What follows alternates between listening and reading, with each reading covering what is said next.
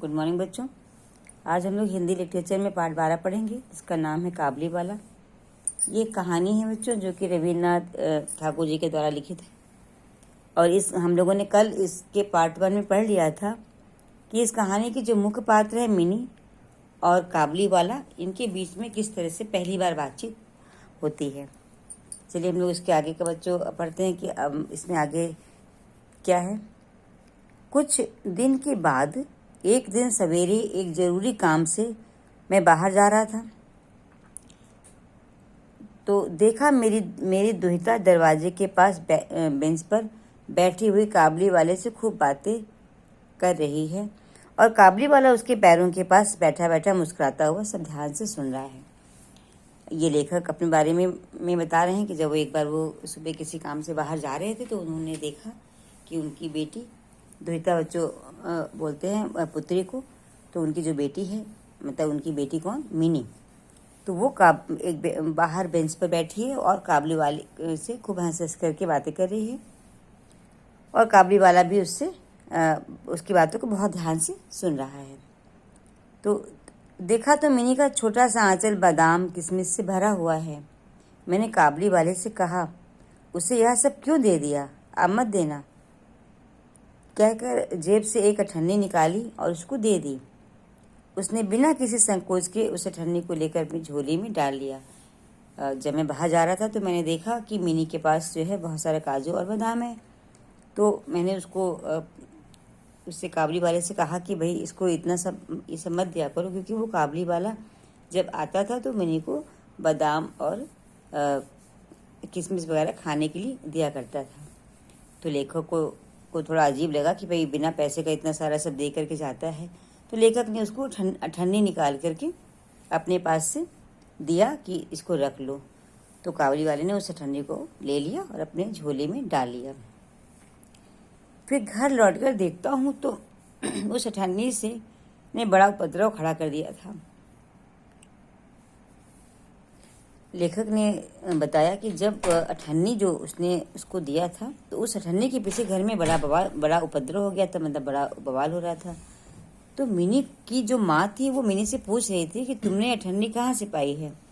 तो मिनी ने कहा था कि काबुलीवाले ने दी है।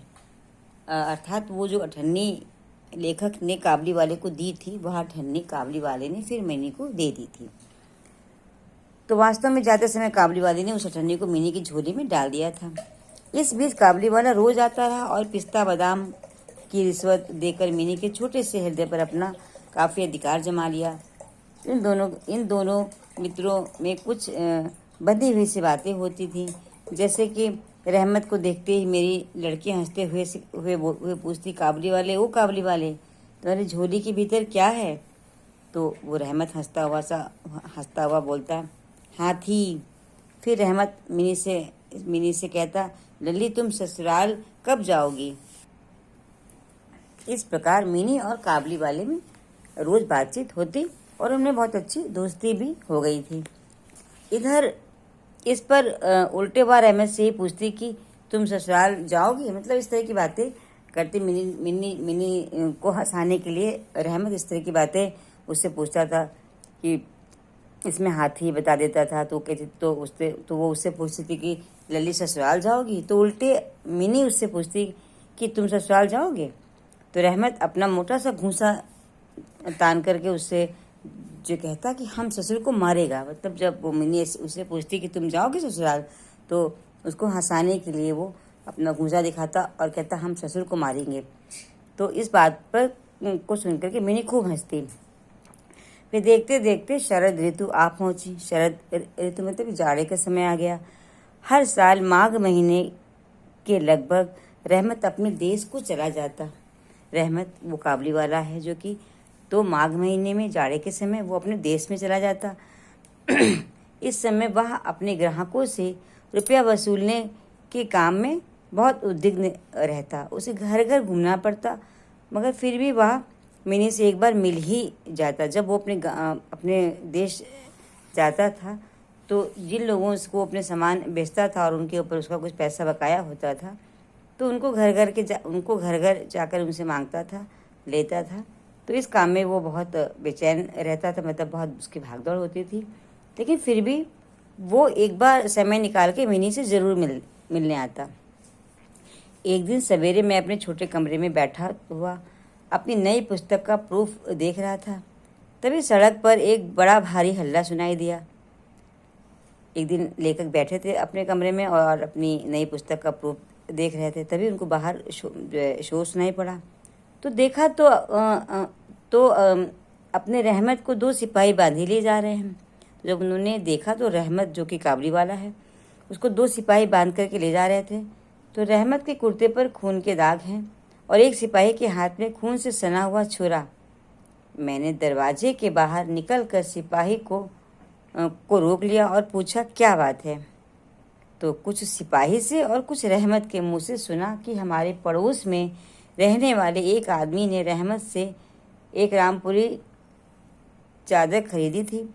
उसके कुछ रुपए उसकी तरफ बाकी थे, जिन्हें उसने देने से इनकार किया। बस इसी बात पर दोनों में बात बढ़ गई और रहमत ने छुरा निकाल कर उसको भोंक दिया। इतने में काबुली वाला पुकारती हुई मिनी भी घर से बाहर आ गई। मिनी ने आने के साथ ही उससे पूछा, तुम ससुराल जाओगे? तो जब एक दिन ऐसा हुआ कि काबुली वाला जब पैसा अपना लेने लोगों के घर गया तो किसी से उसकी इसी तरह से लड़ाई हो गई थी एक व्यक्ति से। तो उसके पैसे उसके ऊपर उधार थे अभी सामान का, तो वो नहीं दे रहा था। तो रहमत ने उसको चाकू से मार दिया था। इस वजह से उसको पुलिस ने गिरफ्तार किया और वो उसको जेल लेके जा रही थी। तो रास्ते में जब लेखक ने उसको रोका और उससे पूछने लगे कि क्या बात हुई है, क्यों जा रहे हो, तभी मिनी आई। तो जिस तरह से मिनी रोजी उससे पूछती थी कि तुम ससुराल जाओगे, तो आज चूँकि वो जेल जा रहा था काबली वाला, तो उसने हंस करके कहा, हाँ मैं वहीं तो जा रहा हूँ। तो रहमत ताड़ गया कि उसका उत्तर पाकर मिनी के चेहरे पर हंसी ना ला सका। रहमत ने ये बात का अंदाज़ा लगा लिया था कि आज उसकी इस बात से मिनी हंसी नहीं, क्योंकि उसने देखा था कि उसको सिपाहियों ने पकड़ रखा था, उसके हाथ में छुरी थी, तो वो हंसी नहीं। और तब उसने अपना हाथ दिखा करके कहा, ससुर को मारता पर क्या करूं, हाथ बंधे हुए हैं। उसके हाथ बंधे थे। तो उसने कहा कि मैं क्या करूं, मारता उसको, लेकिन मेरे हाथ बंधे हुए हैं। मिनी को हंसाने के लिए उसने ऐसा कुछ कहा, लेकिन उस दिन मिनी को उसकी बात पर हंसी नहीं आई। छुरा चलाने के कसूर में रहमत को कई साल की सजा हो गई। काबली वाले का ख्याल धीरे धीरे मिनी के मन से बिल्कुल उतर गया। इस बात को लेकर के काबली वाले को जो सजा हो गई, जेल हो गई। और इस तरह से धीमे धीमे कई साल बीत गया। फिर मिनी के जो ध्यान से भी काबली वाले का विचार उतर गया। कितने साल बीत गए। सालों के बाद आज फिर एक शरद ऋतु आई। कई साल बीत गए। उसके बाद ये जाड़े का समय आया। मिनी की सगाई पक्की हो गई थी। हमारे घर में आज सवेरे से ही शहनाई बज रही है। मेरी मिनी का आज ब्याह है। मैं अपने लिखने पढ़ने के कमरे में बैठा हुआ हिसाब लिख रहा था। इतने में रहमत आया और सलाम करके खड़ा हो गया। कई साल की बात है जब रहमत जेल से छूटा, तो उस वक्त भी जाड़े का ही समय था और मिनी बड़ी हो गई थी। मिनी की शादी पक्की हो गई थी। लेखक अपने कमरे में बैठ करके कुछ शादी के हिसाब किताब में लगे हुए थे। उसी समय रहमत आता है और उनको सलाम करके खड़ा हो जाता है। तो पहले तो वो उसको पहचान नहीं सके, क्योंकि कई वर्षों के बाद देख रहे थे। उसके पास ना तो झोली थी और ना लंबे लंबे बाल थे, क्योंकि कई वर्ष बीत चुके थे और रहमत में थोड़ा बदलाव आ गया था। उसके पास वो सामान की झोली भी नहीं थी और उसके लंबे लंबे बाल भी नहीं थे।